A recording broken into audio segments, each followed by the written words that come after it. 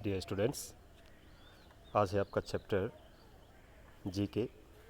GK का पूरा नाम जैसे आप जानते होंगे जनरल नॉलेज। तो जनरल नॉलेज में अभी तक जो आपके फर्स्ट यूनिट टेस्ट हो चुका है और आने वाले टाइम में जो हाफ ईयर एग्ज़ाम जो होने वाले हैं, तो अभी तक आपका चैप्टर 1 नेचर इंडिया ये अभी तक कंप्लीट हो चुके हैं। और अब जो आपका चैप्टर अभी ऑन गोइंग है, जो चल रहा है, वो है वर्ल्ड। और हम कोशिश करेंगे आपके हाफ ईयरली एग्ज़ाम तक लैंग्वेज के चैप्टर को भी कंप्लीट कर लें। और जो बाकी चैप्टर हैं आपके, जैसे साइंस, स्पोर्ट्स, इंटरटेनमेंट्स, ये हम हाफ ईयरली एग्ज़ाम के बाद कंप्लीट करेंगे। तो अभी आप आ जाइए, अपनी टाइटल जो है द ग्रेट पर, पेज नंबर 17। इसमें आप अपनी बुक निकालिए जीके की और कॉपी निकालिए। कुछ चीज़ें इसमें आपने नोट भी करनी है। तो ये चैप्टर है द ग्रेट, यानी कि जो वर्ल्ड में, दुनिया में जो लोग महान हुए हैं, जिनके नाम के आगे महान जुड़ा है क्योंकि उन्होंने कुछ महान काम किए हैं। तो यहाँ पर हम कुछ ही दुनिया के कुछ ही जैसे 6 लोगों के बारे में यहाँ पर दिया है। इन महान लोगों के बारे में पढ़ेंगे।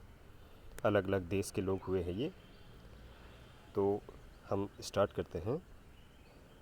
Read about great premiers and philosophers, यानी कि हम अब पढ़ेंगे इसमें ग्रेट प्रीमियर्स। प्रीमियर्स यानी कि जो शासक हुए हैं, जो शासन करते हैं, जो देश चलाते हैं, यानी कि उन्हें राजा भी कहा जाता है और शासक भी कहा जाता है, देश के प्रमुख लोग।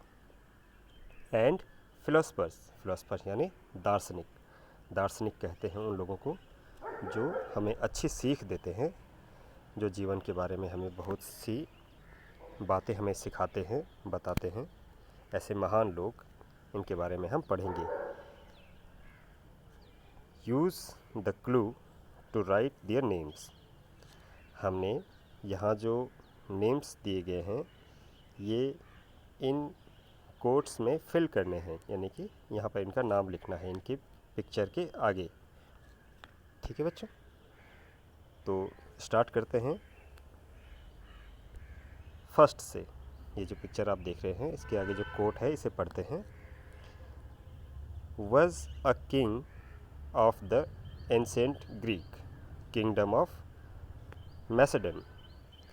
एंसेंट ग्रीक, प्राचीन ग्रीक, एंसेंट मतलब प्राचीन, किंगडम ऑफ मैसेडन एक बहुत ही बड़ा किंगडम, राज्य था जिसका नाम था मैसेडन। ये आप मैसेडन देख रहे हैं यहाँ पर।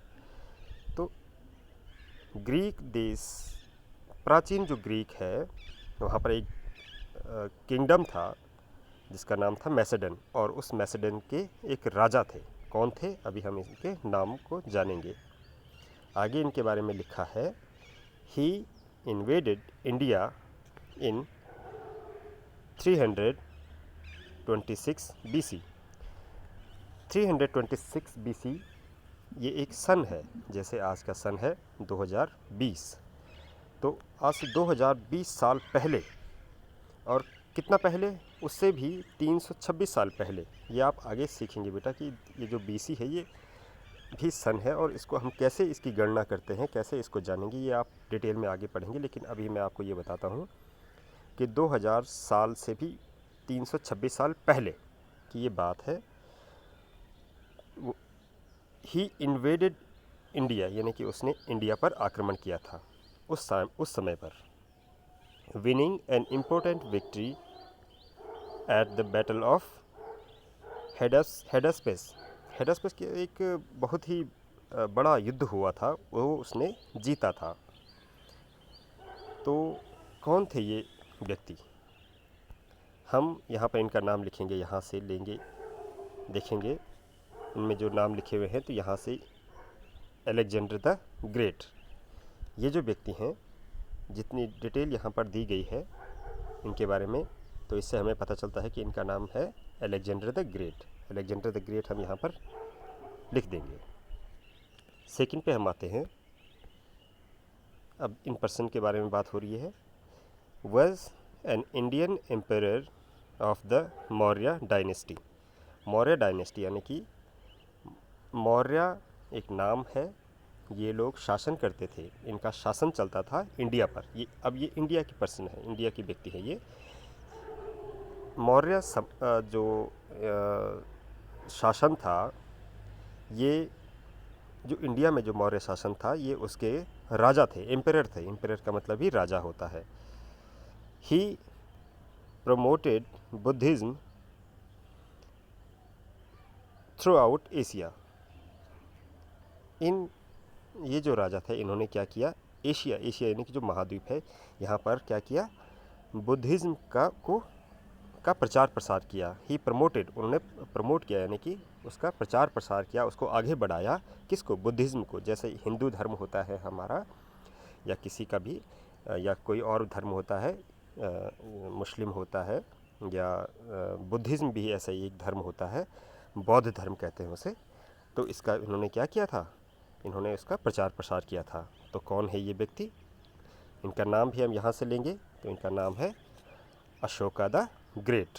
तो ये नाम हम यहाँ पर लिख लेंगे। नंबर 3 पे आइए, अब हम इनके बारे में पढ़ेंगे। Was a military and political leader of the Roman Republic. अब रोमन रिपब्लिक भी एक देश है। इसके मिलिट्री यानी कि इसकी सेना के और इसकी राजनीति के, पॉलिटिकल लीडर, राजनीति के नेता हुए हैं ये व्यक्ति। He married seizures daughter Julia. इन्होंने शादी की किससे? सीजर्स की बेटी। सीजर भी एक राजा थे रोम में। इन्होंने क्या किया, उनकी बेटी से शादी की, जूलियस सीजर। जूलियस सीजर के बारे में आप आगे पढ़ेंगे। तो जूलियस सीजर की बेटी जूलिया से इन्होंने शादी की।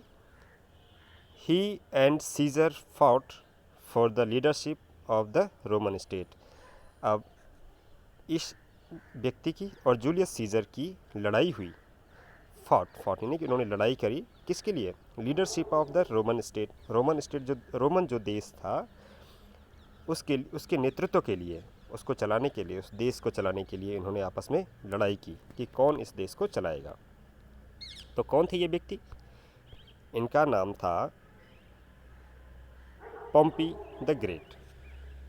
पॉम्पी द ग्रेट, ये नाम आप यहाँ पर लिख लेंगे। नंबर 4 पे आइए। नंबर 4 में लिखा है, एक फिगर है, यहाँ पर पिक्चर दी हुई है और इनके बारे में लिखा है, was a German Catholic bishop. ये कौन थे? German Catholic bishop. कैथोलिक भी एक धर्म होता है बच्चों, और बिशप उसे कहते हैं जैसे हमारे इंडिया में धर्मगुरु को, जैसे हम धर्मगुरु कहते हैं जो धर्म का प्रचार प्रसार करते हैं, जो लोगों को धर्म का ज्ञान देते हैं। तो ये कौन थे? जर्मन एक देश है, वहाँ के कैथोलिक धर्म के ये बिशप थे। He is called the greatest German philosopher of the middle age. उन्हें कहा जाता था क्या? ही इज़ कॉल्ड, उन्हें कहा जाता था द ग्रेटेस्ट, महान जर्मन फिलोसफर यानी दार्शनिक। उन्हें महान दार्शनिक कहा जाता था। किस देश में? जर्मनी में। ऑफ द मिडल एज यानी कि जैसे अभी ये 2000 साल हो गए हैं, और 2000 साल के बीच में, बीच में यानी कि 1000 साल, 2000 के बीच का साल किसे कहेंगे? 1000। तो 1000 साल पहले लगभग ये बिशप हुए हैं। और इनका नाम क्या था? हम यहाँ इसमें से देखेंगे। तो इनका नाम था अल्बर्ट द ग्रेट। ये नाम हम यहाँ पर लिख लेंगे। अब हम आते हैं 5th पर। इन व्यक्ति के बारे में जानेंगे। Was the first German emperor. ये जर्मनी के एम्परर हुए हैं। फर्स्ट जर्मन एम्परर इन्हें कहा जाता था। और इनका नाम हम यहाँ देखेंगे तो William first the great. William first the great हम यहाँ लिखेंगे। इनके बारे में थोड़ा और बहुत कम यहाँ पर बताया गया है। मैं थोड़ा ये बता दूँ कि जब बेटा आपने सुना होगा वर्ल्ड वार यानी कि विश्व युद्ध, 2 विश्व युद्ध अभी तक हुए हैं। तो जो पहला विश्व युद्ध हुआ है उस समय जर्मनी के जो शासक थे वो कौन थे? ये व्यक्ति थे यानी कि William first the great. Okay, ये नाम आप यहाँ पर लिख देंगे। नंबर 6 में आइए, रेंड। अब ये जो स्पेलिंग देख रहे हैं आप, रेंड, REIGNED, तो यहाँ पर जी जो है वो साइलेंट होता है। तो reigned as king of France from 1643 until his death in 1715, यानी कि रेन यानी कि उन्होंने शासन किया एज अ किंग के तौर पर, राजा के तौर पर। कहाँ पर? फ्रांस में इन्होंने शासन किया, राज किया। कब से लेकर 1643 से जब तक उनकी मृत्यु हुई। कब हुई थी उनकी मृत्यु? 1715 में। इन्होंने 1643 से 1715 तक शासन किया। He became the king at 4 years of age. ये 4 साल की उम्र में ही राजा बन गए थे। तो कौन थे ये व्यक्ति? ये व्यक्ति थे लुइस 14th द ग्रेट। ये जो आप देख रहे हैं SIV, इसे 14th कहा जाता है। ये रोमन लिपि में कहा जाता है। और आप ये देखें कि जहाँ पर भी एक और चीज़ ध्यान रखिएगा, यहाँ पर 2 बातें ध्यान रखने वाली बात है कि एक तो इसी व्यक्ति को याद रखना है जिसके बारे में ये लिखा गया है कि ये कौन है, ये लुइस 14th है। और एक और बात जो कि आपको याद रखनी है कि रोमन लिपि में कुछ कुछ अंक लिखे जाते हैं। जैसे हम हिंदी में, इंग्लिश में अंक लिखते हैं, वो 1 2 3 4, ऐसे ही रोमन लिपि में इस तरह से लिखा जाता है। जैसे ये X है, इसको क्या कहेंगे? 10 कहा जाता है। ओके बच्चों, ऐसे ही ये I और V, इसको कहा जाता है 4। तो 10 और 4 हो जाता है 14। तो ये लुइस 14। और लुइस पे एक और चीज़ आप याद रखिएगा कि जहाँ पर भी शब्द लुइस आएगा कहीं भी किसी भी पर्सन के बारे में, तो समझ लीजिएगा कि वो फ्रांस से हैं, क्योंकि फ्रांस के लोगों के नाम के आगे, बहुत से लोगों के नाम के आगे, जो शासन जिन्होंने किया है या जो भी महान लोग वहाँ के हुए हैं, उनके नाम के आगे लुइस होता है। तो इस तरह से आपने यहाँ पर इनका नाम लिख देना है। और अपनी नोटबुक पर भी आपने इस तरह से जो सीक्वेंस है, फर्स्ट में किसके बारे में कहा गया है, यहाँ पर आप डेट डालिए, डालिए, ये सब चीज़ें, अपना जो टाइटल है जिसको आप पढ़ रहे हैं, द ग्रेट, ये डालिए। और फर्स्ट में अलेक्जेंडर ग्रेट लिखिए, सेकंड अशोका द ग्रेट लिखिए, थर्ड पर आप पॉम्पी द ग्रेट लिखिए, फोर्थ में आप अल्बर्ट द ग्रेट लिखिए, फिफ्थ में आप विलियम फर्स्ट द ग्रेट लिखिए, 6 में आप लुइस 14th द ग्रेट लिखिए। इस तरह से आपने अपनी नोटबुक में भी ये काम करना है। और एक बार फिर से, जहाँ पर समझ में ना आया हो, आप फिर से इस वीडियो को रिवाइज़ कीजिए, फिर से एक बार सुनिए और अच्छे से इसे समझिए। बाय बेटो।